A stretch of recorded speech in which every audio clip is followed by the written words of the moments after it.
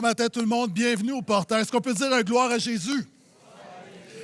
21 jours de jeûne et prière et déjà dernière semaine. Et pourquoi est-ce qu'on fait tout ça? Hein? Et je reviens à mes premières paroles, première prédication de l'année. Le but du 21 jours de jeûne et prière, c'est vraiment d'investir du temps dans ta communion avec Dieu.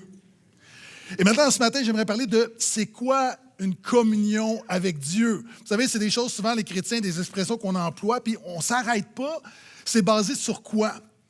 Bien, tu dois comprendre, premièrement, que par nature, nous sommes séparés de Dieu. C'était toujours là, dis Amen. Et quand tu deviens chrétien, quand tu mets ta foi en Jésus, ton identité change, c'est que tu deviens en Christ, tu deviens en Jésus. Donc, ça change complètement. Et ça s'appelle l'union avec Christ. Donc, l'union avec Christ, ça veut dire quoi? Ça veut dire que le chrétien fait un avec Jésus. Est-ce que je peux entendre Amen? L'apôtre Paul dit, je suis crucifié avec Christ. Ce n'est plus moi qui vis, c'est Christ qui vit en moi. Et ma vie présente dans la chair, je la vis dans la foi au Fils de Dieu qui m'a aimé, qui s'est livré pour moi. Le chrétien fait un avec Jésus et ça ne change pas que tu le sentes ou pas, tu es en Jésus. Est-ce que je peux entendre Amen? Donc, c'est la grande vérité théologique de nous sommes de l'union avec Christ. Il y a 400 ans, le pasteur John Owen a écrit un classique sur la communion avec Dieu. Et regarde ce qu'il dit. Notre communion avec Dieu consiste dans sa communication de lui-même à nous. De l'autre côté, avec notre retour vers lui, de ce qu'il exige et accepte. Et notre communion découle de cette union que nous avons avec lui en Jésus-Christ. Qu'est-ce que le pasteur Owen veut dire?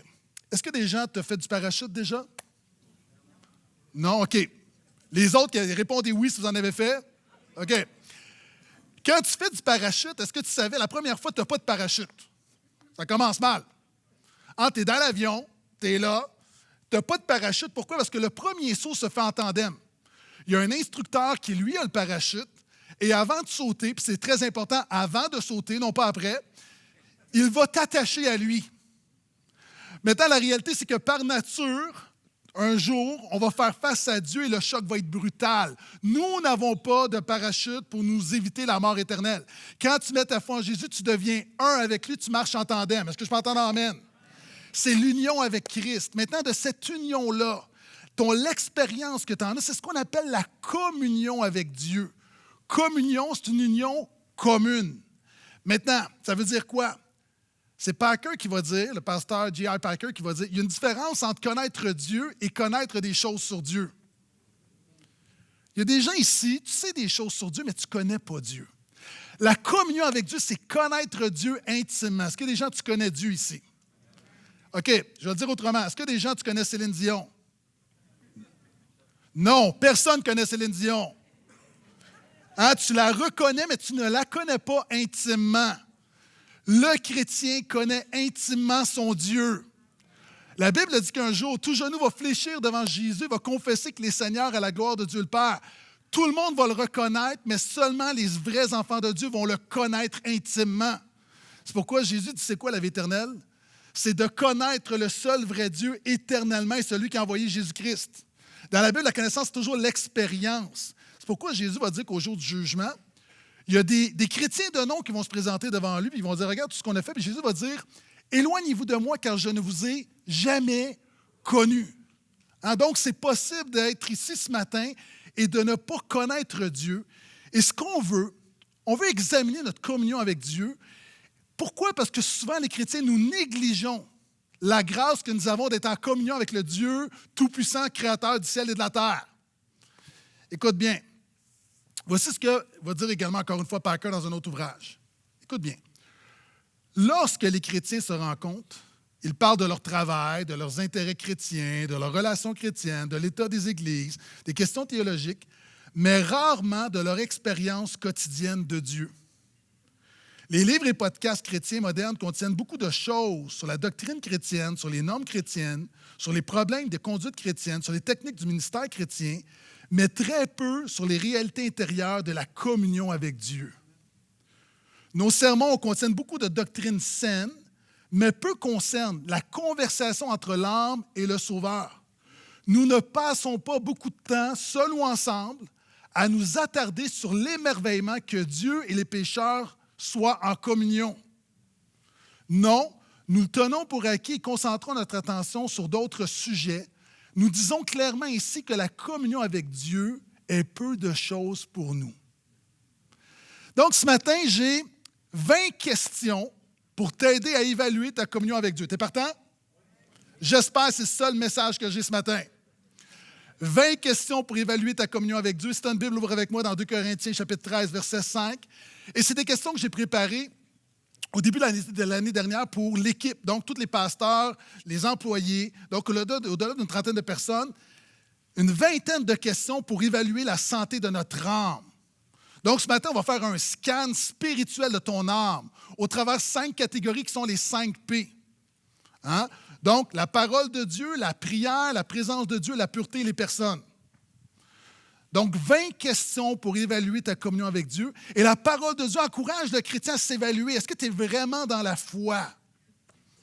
Est-ce que Jésus est vraiment en toi? Est-ce que tu as une communion vivante avec Dieu? 2 Corinthiens 13, verset 5, un verset ce matin. Voici ce que dit l'apôtre Paul. Examinez-vous vous-même pour voir si vous êtes dans la foi. Éprouvez-vous vous-même. Ne reconnaissez-vous pas que Jésus-Christ est en vous? À moins peut-être que l'épreuve ne soit pour vous un échec. C'est-à-dire l'épreuve, c'est-à-dire l'examen de ta foi ne soit un échec et révèle que l'absence de ta communion avec Dieu révèle qu'il y a un problème spirituel dans ta vie. Donc, examinez vous-même pour voir si vous êtes dans la foi. Éprouvez-vous vous-même. Ne reconnaissez-vous pas que Jésus-Christ est en vous? Est-ce qu'il y a des gens qui croient que Jésus-Christ est en eux? À moins peut-être que l'examen ne soit pour vous un échec. Et là, c'est important, OK? Ce genre de prédication peut contenir un piège, c'est-à-dire on peut voir des choses qui sont le résultat d'une saine communion avec Dieu et on peut passer à côté de l'essentiel. Ta communion avec Dieu n'est pas la cause de ton salut, mais la conséquence de ton salut. Ta communion avec Dieu n'est pas la cause de ton salut, c'est la conséquence de ton salut. Hein, j'ai parlé la semaine dernière de l'ascétisme, qui est de penser qu'on peut attirer la faveur de Dieu par notre abstinence. Un autre danger, c'est ce qu'on appelle le piétisme. C'est penser que la faveur de Dieu, tu peux attirer la faveur de Dieu parce que tu lis ta Bible, parce que tu pries, parce que tu es ici ce matin. Si tu es ici ce matin, ce n'est pas la cause de ton salut, ça devrait être, encore une fois, la conséquence de ton salut, parce que Dieu t'a sauvé, tu vas être avec le peuple de Dieu, dans la présence de Dieu, et va entendre la parole de Dieu. Donc, c'est important de comprendre qu'une saine communion avec Dieu, c'est la conséquence et non pas la cause de ton salut. Ah, par exemple, c'est quoi la conséquence qu'une femme est enceinte? Au-delà de vouloir manger des pickles à 3 heures du matin. Hein, c'est d'avoir un ventre, hein, d'avoir un petit bedon, une bédaine. Maintenant, parce qu'une femme, tu vois, quand elle est enceinte, la conséquence, c'est là, une bédaine. Je vois des hommes ici. Vous avez une bédaine, mais vous n'êtes pas enceinte. La vie n'est pas en toi.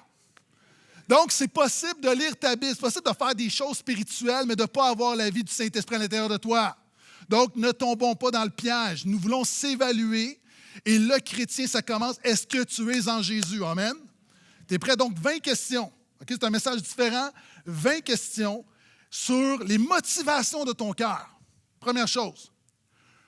Pour voir, pour évaluer si tu es vraiment dans la foi, dans ce jeûne et prière, alors qu'on veut chercher la face de Dieu, on va investir dans notre communion. Comment évaluer notre communion avec Dieu si on est vraiment en relation avec lui? Première question. Combien de fois as-tu eu faim de la parole de Dieu cette semaine? Première chose. OK, moi, en temps normal, je vais te dire quelque chose, je mange 21 fois par semaine, minimum. 3 fois par jour, fois 7. Tout le monde me regarde comme c'est beaucoup, ben non. C'est normal. Maintenant, pourquoi je mange? Parce que j'ai faim. Maintenant, est-ce que vous avez faim de la parole de Dieu? La vraie manière de déterminer si tu as faim de la parole de Dieu, c'est combien de fois tu as ouvert la parole de Dieu cette semaine? Donc, quelqu'un dit, moi j'ai faim de la parole de Dieu, mais tu n'es pas exposé à la parole de Dieu, c'est que tu n'as pas faim de la parole de Dieu. Et la solution, ce n'est pas de lire plus la Bible, c'est de dire, Seigneur, donne-moi une faim pour ta parole. Ah, vous savez, des fois, tu invites des gens, tu dis, on va faire tel repas, on va faire des sushis. Hein, est-ce que vous aimez des sushis? Ah, on raffole des sushis. OK. Vous en mangez souvent, on en a mangé une fois. Non, tu n'en raffoles pas. Donc, si je pose la question en tant qu'enfant de Dieu, est-ce que tu as faim de la parole? Tout le monde, généralement, va dire oui. Le vrai test, c'est combien de fois tu t'es délecté de la parole cette semaine? Deuxième question. Quelle promesse de la parole de Dieu t'a encouragé dernièrement? Le vrai chrétien, le Saint-Esprit va toujours mettre dans ton cœur des promesses de la parole de Dieu. Est-ce que vous aimez les promesses de la parole de Dieu? Il y a 8000 promesses dans ce livre-là. Que je les ai comptées ce matin avant d'arriver à l'Église. Et un chrétien qui est en communion avec Dieu, qui est la conséquence de son union avec Christ, il y a toujours des promesses qui vont être dans ton cœur. Hein? Quelqu'un pourrait dire, alors je te pose la question, quelle promesse de la parole de Dieu t'a encouragé dernièrement? Peut-être quelqu'un pourrait dire, moi, Pasteur Gaétan, c'est Jean 14, 27. Quand Jésus dit, encore une fois, je vous donne ma paix, non pas comme le monde donne. Donc, ne vous alarmez pas, ne vous inquiétez pas. Quelqu'un pourrait dire, moi, Pasteur Gaétan, une des promesses qui m'a encouragé dernièrement, Philippiens 4, 19, qui dit que mon Dieu pourvoira à tous vos besoins selon sa richesse en Jésus. Donc, quelle promesse brûle dans ton cœur? Quelqu'un pourrait dire, moi, Pasteur Gaétan, c'est 2 Corinthiens 12, 9. Alors que je suis malade ou alors que j'ai des défis au niveau de ma santé, la parole de Dieu me dit, par sa parole, ma grâce te suffit, ma puissance s'accomplit dans ta faiblesse. Donc, enfant de Dieu, quelle promesse de la parole de Dieu brûle sur ton cœur, a brûlé sur ton cœur dernièrement? Est-ce que la parole de Dieu brûle sur ton cœur? Un autre pourrait dire, moi, c'est dans Matthieu 11, quand Jésus dit, « Venez à moi, vous tous qui êtes fatigués et chargés, je vous donnerai du repos. » Je chéris cette promesse dans mon cœur.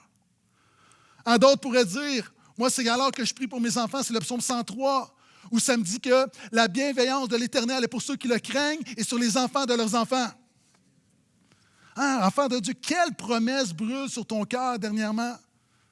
Quelqu'un pourrait dire, mais moi, c'est Isaïe 41. Dieu dit, ne crains pas, je suis avec toi, ne promène pas des regards inquiets, je suis ton Dieu. Je te fortifierai, je te secourrai, je te soutiendrai de ma droite triomphante. La parole de Dieu est vivante, est-ce que je peux entendre amen? Donc, quelle promesse de la parole de Dieu t'a encouragé dernièrement? Et à l'autre extrême, quel commandement de la parole de Dieu te défie présentement?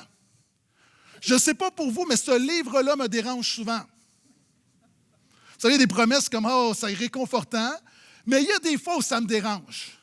Est-ce que je suis seul que la parole de Dieu étire?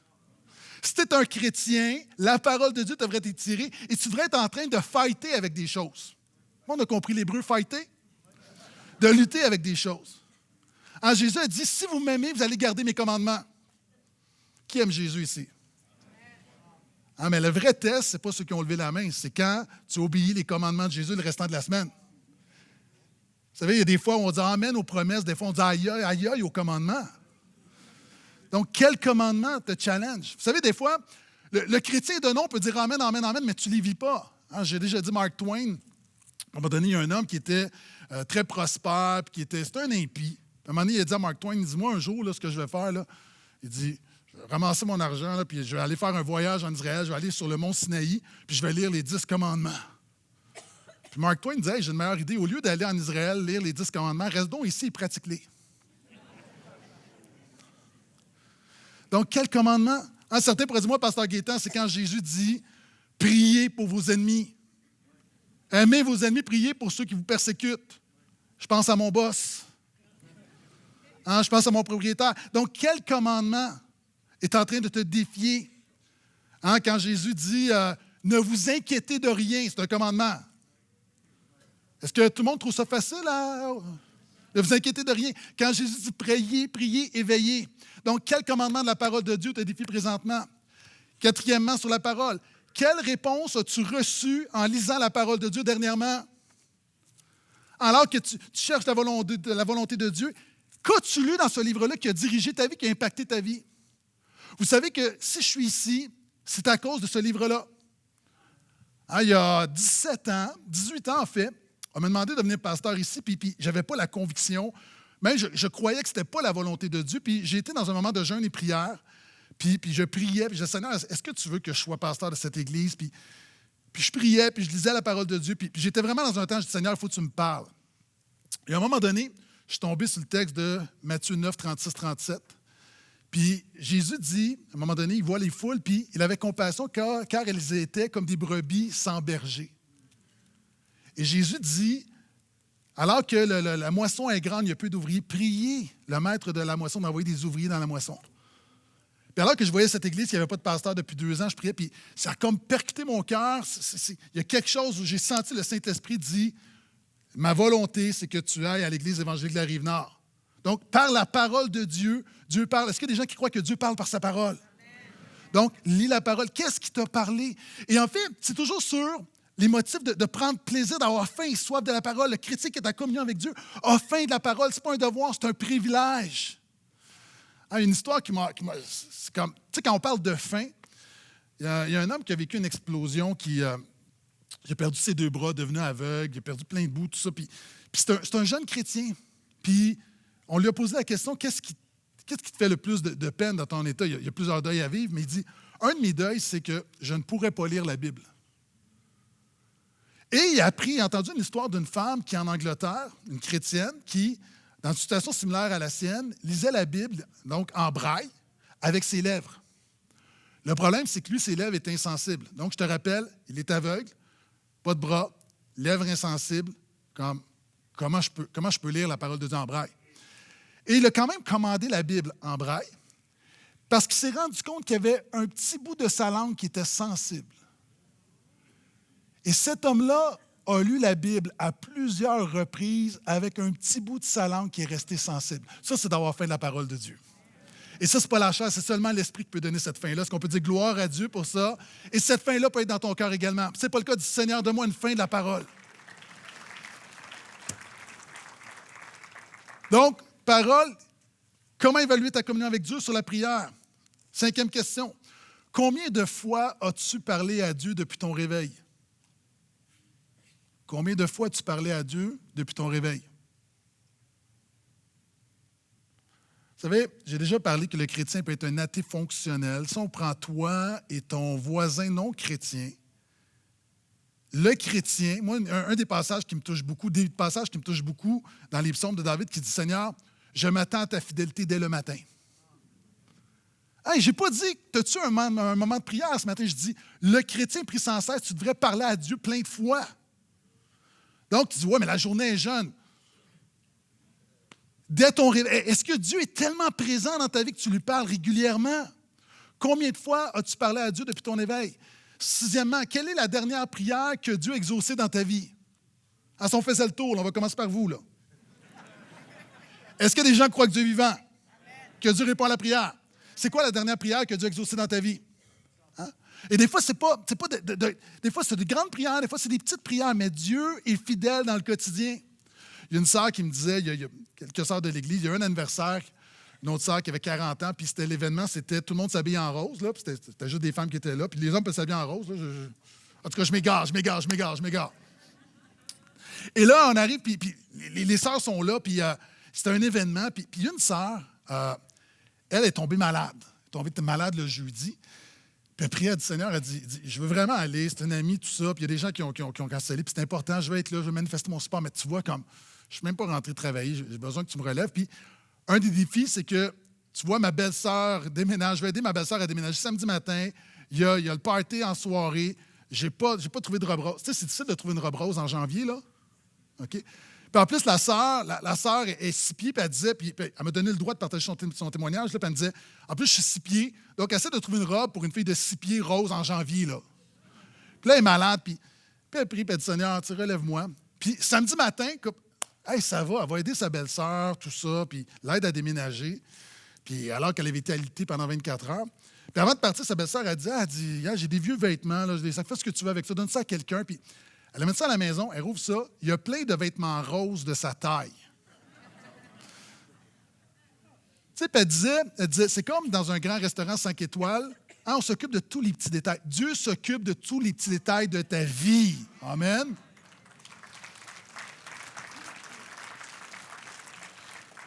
Et moi, ma femme était à cet événement-là, elle s'est acheté une robe rose, et là, j'ai dit à ma femme, là, il va falloir que tu commences à prier. Que Dieu nous donne des sacs de linge. Et ça, c'est un autre message, OK? Donc, quelle est la dernière prière que Dieu a exaucée dans ta vie? 7e, qu'est-ce qui changerait si Dieu exauçait toutes les prières que tu as faites dans la dernière semaine? Supposons que ce matin, Dieu dit, là, OK, toutes les prières que tu as faites dans les 7 derniers jours, je les exauce. Est-ce que ça changerait quelque chose? Il y a du monde qui sont excités, il y a du monde qui dit « Oh, ça ne changerait rien parce que je n'ai pas prié. » Donc, est-ce que si Dieu arrivait, est-ce que tu fais de grandes prières? Vous savez, souvent, à l'Écriture, on dit des choses, mais c'est important de voir, nos actions révèlent notre foi. Ton absence de prière révèle ta foi dans un Dieu absent. Nos petites prières révèlent notre foi dans un Dieu petit. Mais nos grandes prières révèlent notre foi dans un grand Dieu. Est-ce que nous prions pour que Dieu change le monde? Est-ce qu'on prie vraiment que Dieu bouleverse nos foyers, que Dieu révolutionne le Québec? J'en parle beaucoup, mais est-ce qu'on fait de grandes prières? Ou est-ce qu'on est encore au niveau de bénis-moi, bénis-moi, bénis-moi, et on ne va pas plus loin que ça? Est-ce qu'on prie comme Jésus nous enseignait que ton règne vienne, que ta volonté soit faite sur la terre comme au ciel? Donc, quand tu es en communion avec Dieu, quelque chose, Dieu t'amène à apprendre à faire de grandes prières. Et j'aime ce que la parole de Dieu va dire dans Éphésiens 3,20, que Dieu peut faire au-delà de ce qu'on peut penser, imaginer. Ça veut dire quoi? Ça veut dire que toi, tu pries ça. Dieu peut faire ça. Donc, il est temps que tu passes de là à là et que tu fasses de grandes prières au nom de Jésus parce que nous avons un grand Dieu.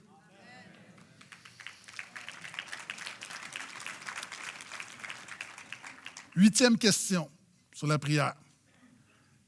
Écoute, je l'aime celle-là. Si tu avais besoin d'un miracle, est-ce que tu voudrais dépendre des prières de quelqu'un comme toi?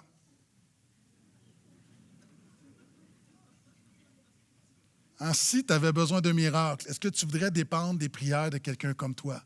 Ça révèle ton engagement dans la prière. Ouch! C'était au portail, tu m'as déjà entendu raconter cette histoire-là d'Hudson Taylor qui s'en va en mission en Chine, puis que la fameuse histoire là, où à un moment donné, il n'y a plus de vent, puis le bateau s'en va vers une île où il y a des cannibales, puis il y avait des bateaux qui avaient fait un naufrage, des gens qui étaient décédés, puis qui avaient été dévorés, littéralement. Puis le capitaine cherche quelqu'un. Est-ce qu'il y a quelqu'un qui prie dans le bateau? Puis tu as Hudson Taylor, puis il va le voir, puis il dit « J'ai appris que tu es quelqu'un qui croit en Dieu, qui croit à la prière. Est-ce que tu peux prier? » Est-ce que tu serais cette personne-là? Est-ce que c'est toi qu'on viendrait voir? Dans le bateau, est-ce que c'est toi qu'on viendrait voir? Et ne comprends pas mal ma question. Ce que je suis en train de dire, je ne dis pas est-ce que tes prières sont impressionnantes ou éloquentes. La Bible dit approchons-nous donc avec assurance du trône de la grâce. Les grandes prières qui fonctionnent, ce n'est pas des gens qui sont éloquents, qui font des belles prières. C'est des gens qui croient que Dieu, dans sa grâce, est gracieux, bon, fidèle et répond à la prière. Donc, on s'approche avec assurance, pas à cause qu'on prie bien, à cause de la grâce de Dieu. Je continue. Donc, troisième catégorie, la présence de Dieu. 9e question. As-tu la certitude d'être totalement aimé, accepté, pardonné et sauvé par Dieu? Totalement. Si l'Église explosait dans 30 secondes, et oublie là, les gens qu'on laisse derrière nous. Là, okay? Paul va dire, j'ai le désir d'aller vers Dieu, mais c'est à cause de ceux qui restent, on comprend. Mais enlève ce critère-là. Si tu te retrouves devant Dieu dans 30 secondes, okay, je te dis, l'Église explose dans 20 secondes, en 19 secondes. Es-tu totalement en paix? Totalement en paix. Et sur quelle base? Tu dis, je suis à l'Église. C'est sûr que ça va me donner des points. Non, ce n'est pas cette base-là, mais est-ce que tu te sens totalement, est-ce que tu sais que tu es totalement aimé, accepté, pardonné, sauvé par Dieu? Et quand tu ne le sens pas, est-ce que tu challenges tes émotions par la parole de Dieu qui est objective, qui est vraie, qui dit qu'en Jésus, tu es totalement aimé, accepté, pardonné? Romains 5,1. Étant donc justifiés par la foi, nous avons la paix avec Dieu par notre Seigneur Jésus-Christ. Es-tu en paix avec Dieu? Donc, ça, encore une fois, c'est un symptôme qu'on voit dans notre communion avec Dieu. 10e, c'est quand la dernière fois que tu as expérimenté la présence de Dieu dans ta vie? Est-ce que ça t'arrive des fois? Vous savez, des fois, on est dans un lieu puis on ne réalise pas qu'il y a quelqu'un qui est entré dans la pièce, puis à un moment donné, est-ce que ça t'arrive de plusieurs fois par jour, de juste t'arrêter, de réaliser que le Seigneur est avec toi à tes côtés? Est-ce que tu réalises, Jésus a dit, je suis avec vous tous les jours jusqu'à la fin du monde. Est-ce que tu as une conscience de la présence de Dieu dans ta vie? Donc, dans le quotidien, Puis, est-ce que c'est quand la dernière fois tu as expérimenté la présence de Dieu dans ta vie? Et là, je vais aller ailleurs. Tu sais, c'est quand la dernière fois que spontanément ton cœur a explosé en louange? Et là, il faut faire attention, OK?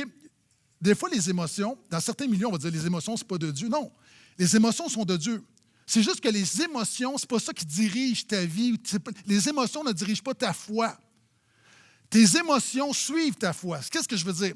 Alors qu'on est dans la louange, oui, quelquefois, on expérimente la paix et la joie. Est-ce que je suis seul?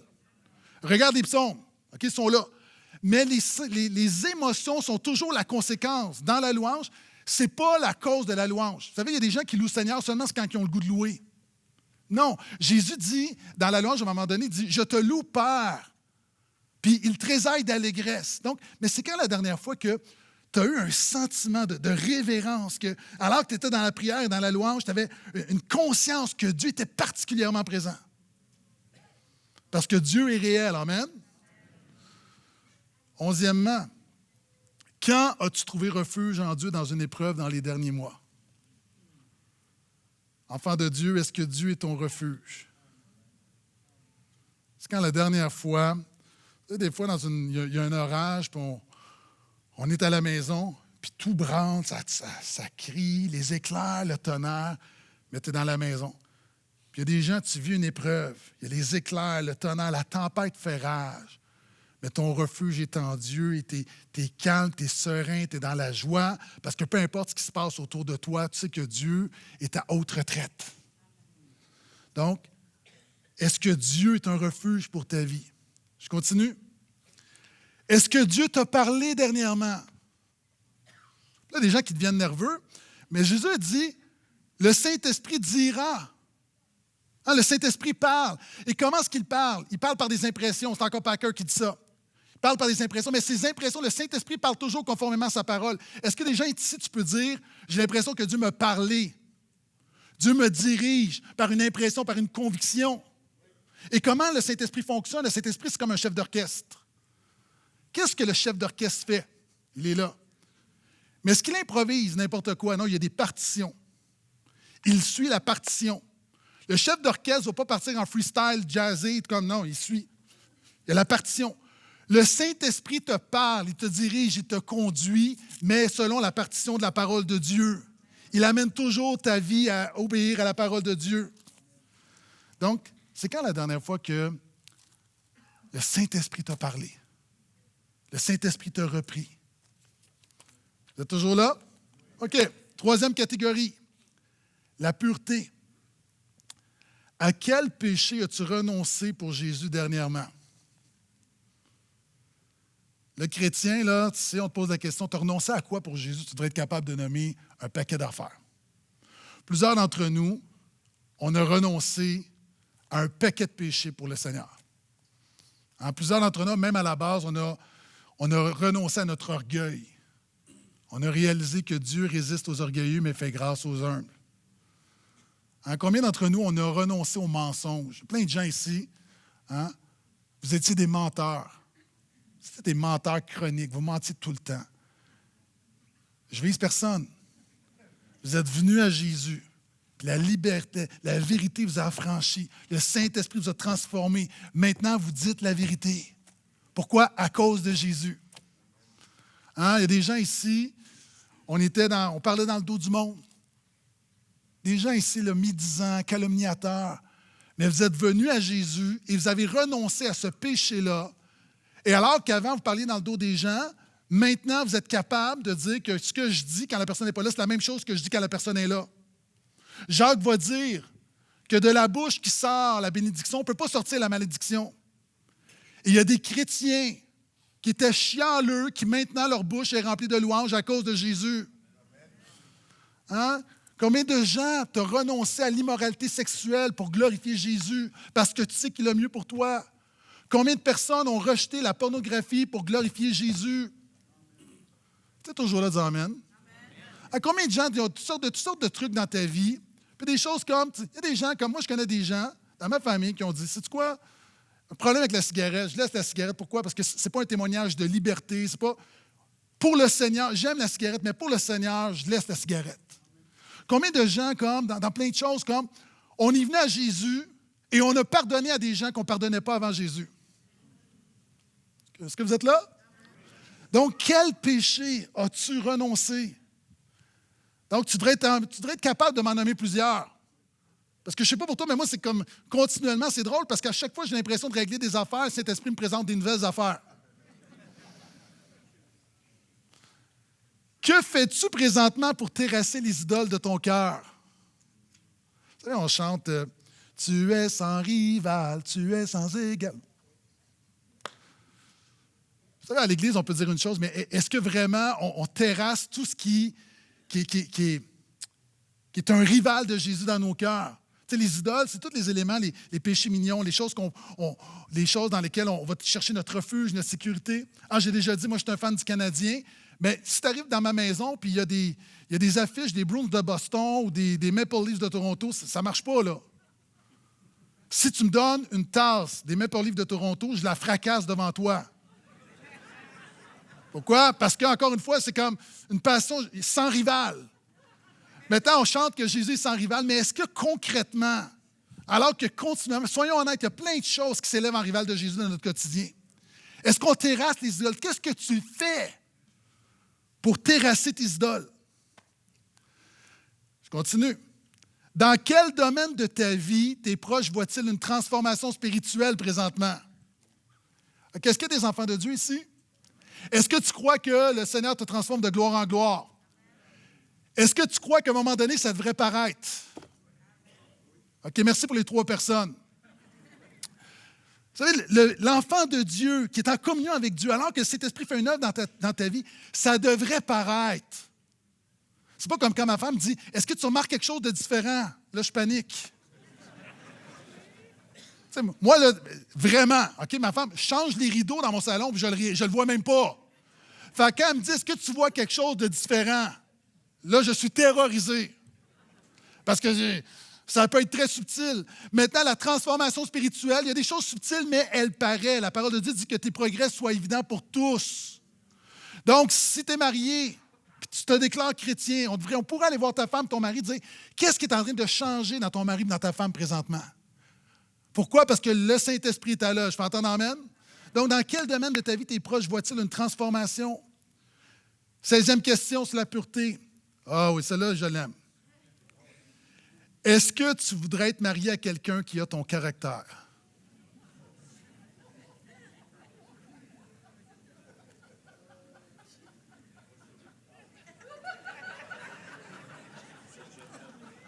Est-ce que tu voudrais être marié à quelqu'un qui a ton caractère?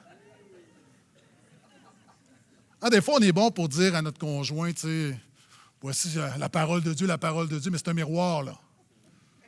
Hein? Puis moi, je te garantis qu'il y a des saisons de ma vie, je n'aurais pas voulu être marié à moi-même. Hein? Il y a eu des saisons, je n'étais pas le meilleur chrétien du couple. Est-ce que vous êtes toujours là? Donc, quand on parle de communion avec Dieu, on parle de sanctification. Tu sais, c'est un message très concret, parce que des fois, on est dans des concepts. Je suis en communion avec Dieu. Non, concrètement, là, c'est quoi les fruits qu'on devrait voir dans ta vie? Dernière catégorie, les personnes. Donc, alors qu'on évalue notre communion à la lumière de différentes catégories, donc la parole de Dieu, nos motivations par rapport à la parole de Dieu, la prière, la présence de Dieu, la pureté, les personnes. Comment ton amour pour le peuple de Dieu a-t-il grandi dans les derniers mois? Qu'est-ce que Jésus a dit? Par l'amour que vous avez les uns pour les autres, tous verront que vous êtes mes disciples. À moi, une des manières que je vois qu'un chrétien aime le peuple de Dieu, c'est par le service. Ah, il y a des gens, là, moi, j'étais dans mon bureau tantôt, je me préparais, je priais, puis je voyais les frères dans le stationnement, là, c'est de l'amour, ça, là. Alors qu'il y a des gens qui s'occupent de nos enfants, ça, c'est de l'amour, là. Ah, des gens qui donnent leur dimanche. On voit l'équipe de louanges, là, il y a du monde qui sont arrivés à 7h30, ils vont partir à 1h30, là. C'est de l'amour. Donc, comment l'amour dans la Bible, c'est jamais une émotion, c'est toujours une action. Hein, tu vois toujours l'amour par l'action. Donc, encore une fois, quel est ton amour regrandi? C'est quoi quelqu'un qui fuit le peuple de Dieu, et ça révèle quelque chose de spirituel. Donc, comment ton amour a-t-il grandi? Que ça peut être au niveau des petits groupes, ton offrande, ta prière, ton hospitalité, ta communion fraternelle, juste comme Il y a des gens qui, tu venais à l'église, tu repartais, puis là, tout à coup, il y a quelque chose qui s'est passé, puis tu restes un peu plus longtemps, tu arrives un petit peu plus avant. Pas toujours parce que tu en as besoin, parce que tu sais qu'il y a des gens qui ont besoin de toi. Puis tu regardes, puis tu dis, sais-tu quoi, je vais peut-être prier avec un frère, avec une sœur. Donc, il y a quelque chose. Notre amour grandit. Si vous êtes toujours là, dites Amen. 18e question, presque terminée. Quand as-tu été gracieux envers quelqu'un qui ne le méritait pas dernièrement? Moi, des passages qui me touchent beaucoup alors qu'on prêche la grâce, ça dit que puisque Christ vous a fait grâce, faites grâce. Puis la grâce, c'est à quelqu'un qui ne le mérite pas. Et des fois, je me rappelle quand il y a des gens autour de moi qui ne méritent pas la grâce, de leur donner, parce que moi, souvent, je ne la mérite pas, puis on me la donne. Puis un des exemples super concrets, je vous dis, c'est hyper concret, puis je l'ai déjà dit. Moi, dans les restaurants ou peu importe, les pourboires, c'est que avant, je donnais comme 15 puis quand j'avais un mauvais service, je ne donnais pas ou je donnais moins. Et là c'est ma conviction. Là, je ne suis pas en train de prêcher la parole de dire c'est la parole de Dieu pour tout le monde. Là. Et je me suis dit, OK, Jésus m'a donné le salut que je ne méritais pas. Donc, il y a des gens, des fois, qui ne me donnent pas un bon service, mais je vais les bénir quand même. Tu dis, oui, mais ce n'est pas juste qu'est-ce que tu fais pour ceux qui donnent un bon service? Bien, je donne plus. Donc, pour moi, c'est une manière très concrète de manifester la grâce. Donc, peu importe, là, puis si vous êtes serveur dans un restaurant, n'utilisez pas ça contre moi, mais si vous me voyez arriver, c'est sûr que je donne 15 %. C'est sûr. Même si tu es mauvais, je vais te donner 15 %. Pourquoi? Conviction spirituelle que je t'ai appelé à donner la grâce. Puis si tu es bon, mais tu vas avoir plus. Donc, mais là, à moins que tu m'insultes et que tu échappes la soupe sur ma tête, ça se pourrait que je ne te donne pas le 15, là, mais... Donc, mais ça, c'est un principe. Donc, mais concrètement, il y a des gens autour de toi, ça peut être avec un enfant, un parent, des amis au travail. Quand as-tu été gracieux envers quelqu'un qui ne le méritait pas dernièrement? Avant-dernière question. C'est quand la dernière fois où tu as demandé pardon à quelqu'un? Enfant de Dieu, c'est quand la dernière fois que tu as demandé pardon à quelqu'un? Des fois, c'est ahurissant qu'il y a des chrétiens qui suivent le Seigneur depuis des années qui ne se rappellent même pas quand est-ce qu'ils ont demandé pardon. On va dire, mais je ne pêche pas. C'est quand la dernière fois? Ça, c'est un signe de maturité spirituelle. Il n'y a personne qui aime ça demander pardon. Moi, j'haïs ça. Moi, j'aime pas ça, là. Je ne suis pas en train de dire, hey, c'est le fun de demander pardon, non, c'est plate. La conséquence, elle est positive. Mais demander pardon, vous savez, c'est quand des loups il y a une lutte entre deux loups, puis à un moment donné, il y en a un qui veut que la lutte arrête. Vous savez ce que le loup va faire? Il va présenter sa gorge. Pourquoi? Parce que c'est un signe de vulnérabilité. Et généralement, c'est là que ça s'arrête. Demander pardon, tu te rends vraiment vulnérable. Puis moi, j'aime pas ça. Mais Dieu me dit que je dois le faire. Donc, le chrétien qui connaît la grâce, on devrait être les gens qui demandent le plus pardon.